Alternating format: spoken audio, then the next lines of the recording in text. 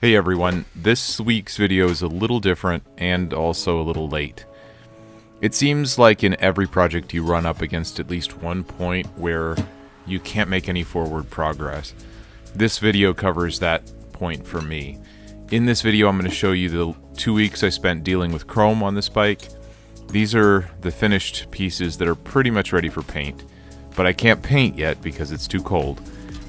So let's take a look at all the long hours I spent trying to get these things ready to go to paint.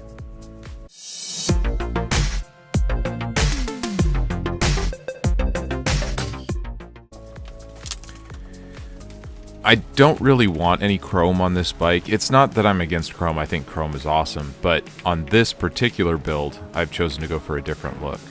So we need to deal with the pieces that currently do have chrome. Painting chrome is something that people have all sorts of opinions about online. I did take these pieces into a plating shop and got a quote for chemical removal, but it was going to be $200 and I'd rather spend that on parts for the bike. Going through the chrome that I've taken off the bike, the rack isn't going to go back on, at least not right away. If I do a trip or something, I might put it back on.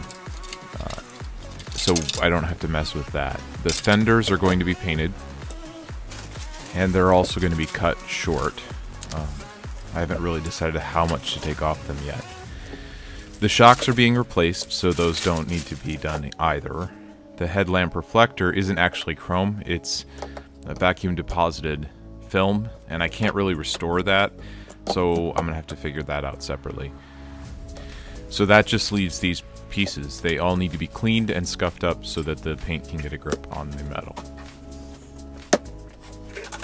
The exhaust is first, because it's pretty full of crud inside. Two-stroke exhausts just get dirty. So I don't need to get it completely clean, but it would be nice to open up some of the blockage. I might end up putting an aftermarket pipe on it anyway. The People's pipe from MLM looks really cool, but I'm going to give it a shot with this exhaust first.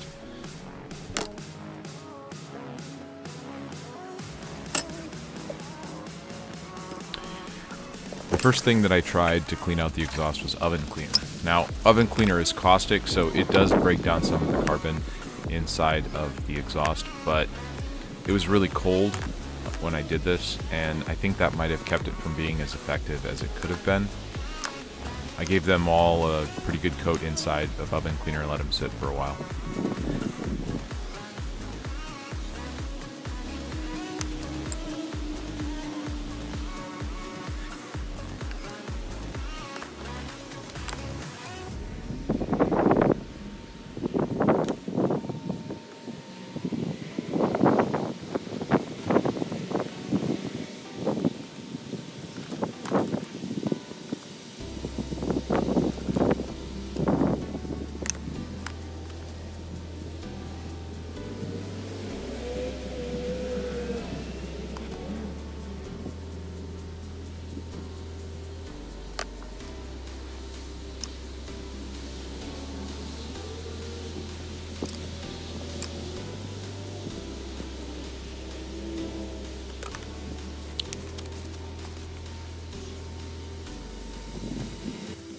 While that was marinating, I wet sanded the headlamp ring.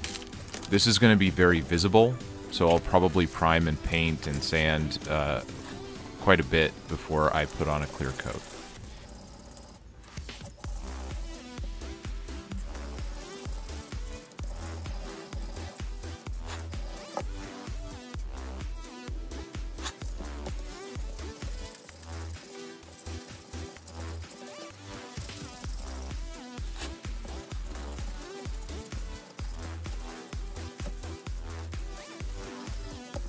The brake rod gets sanded as well. I'm going to actually modify this before it gets paint.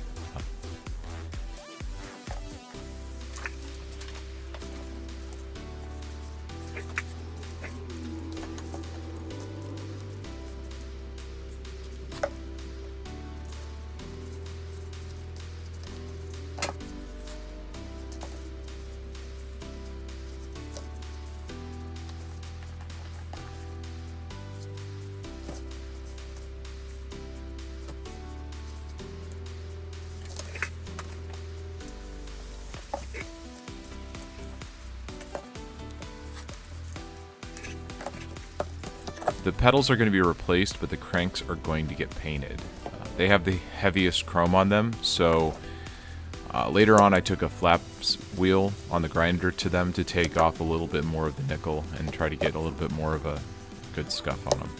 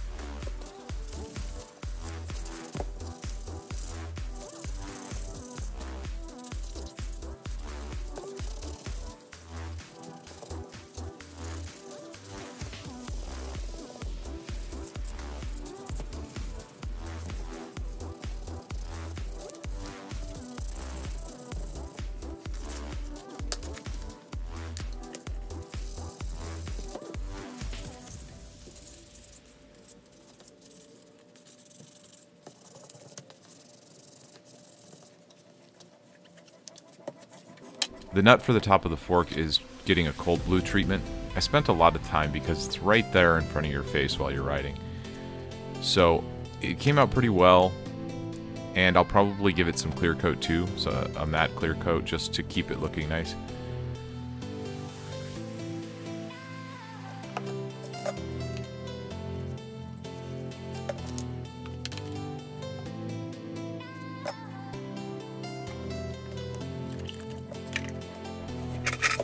The mud flap comes off the front fender, and both of them get cleaned up with a wire brush.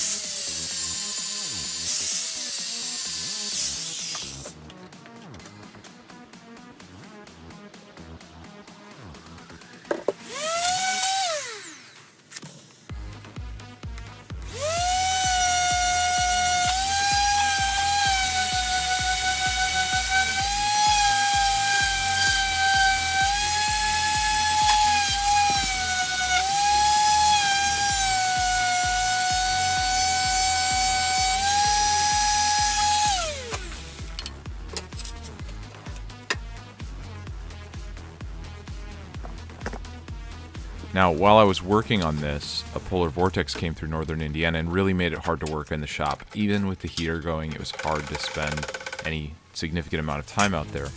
And that got me really down because everything just seemed to stall. I'm sure you've experienced this in your own projects. It's hard to get going after a slowdown like that you can't really overcome yourself.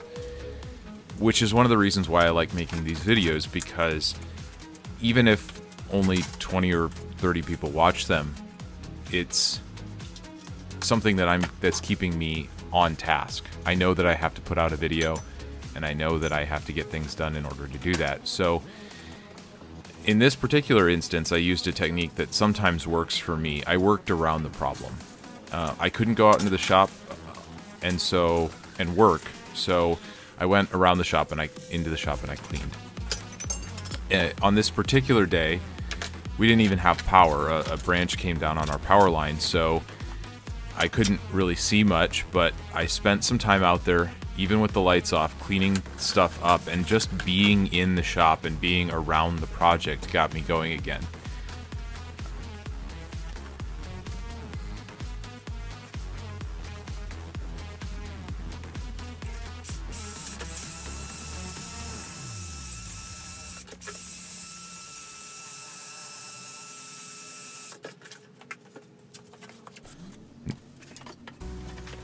Since the oven cleaner didn't do all that much to clear out the exhaust, I tried vinegar next. I used some plastic to make a temporary soak tub around the exhaust pipe and let it sit for a day. And it did the trick. It did a little better job than the oven cleaner. So with some wire brushes and a little bit of Scotch-Brite, I was able to clean most of the gunk out of the exhaust. And that meant I could work on the outside of the pipe.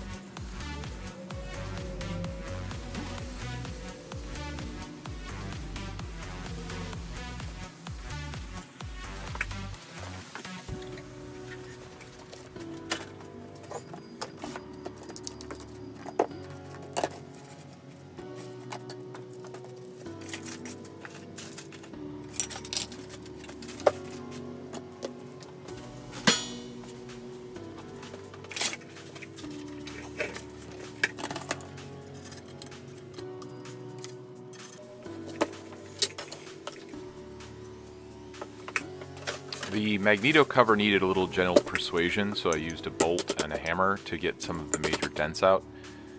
That came out pretty well.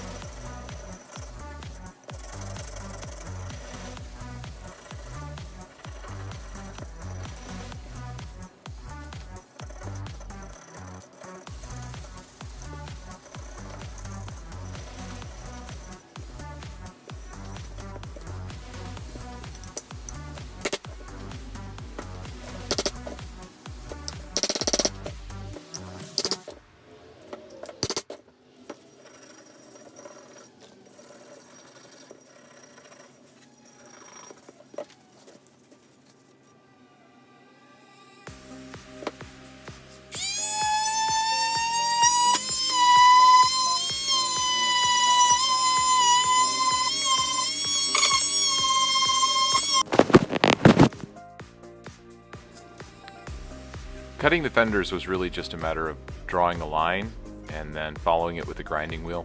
I cleaned it up and made it even with a sanding disc afterwards.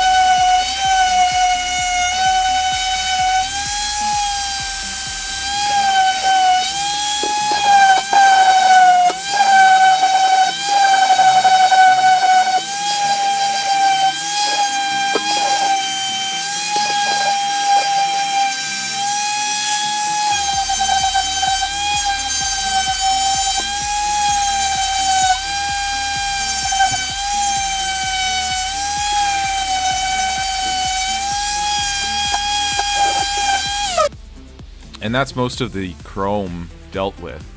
But you also saw in the opening clip that I have the seat pan ready to go too. That needs to get painted, and I want to start working on getting the cover ready for that seat. So I took the seat off the bike body panel and I stripped the paint, cleaned it up with a brush. Now, this thing has some pretty deep rust. I couldn't get everything off with the wire brush, so I'm going to throw it into a bucket of Evaporust, which I just ordered, before I prime it and paint it.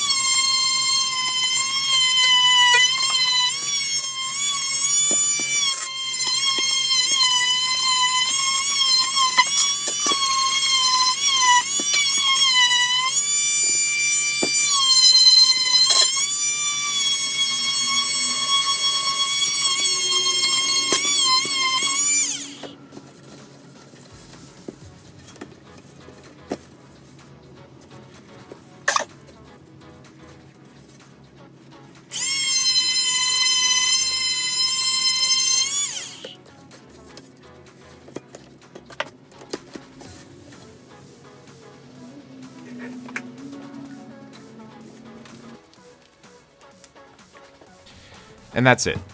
That's this week's video. Thank you for watching, especially if you made it to the end of the video. If you're enjoying, please leave a comment down below. Let me know what you think. And like and subscribe. Check us out on Instagram as well. I post pictures of the build as it progresses on there. And I'm also going to be giving out some stickers to subscribers when I reach 100 subscribers. So if you know anybody who might enjoy watching these weird random videos about mopeds, pass it along and I'll send you a sticker. Thanks.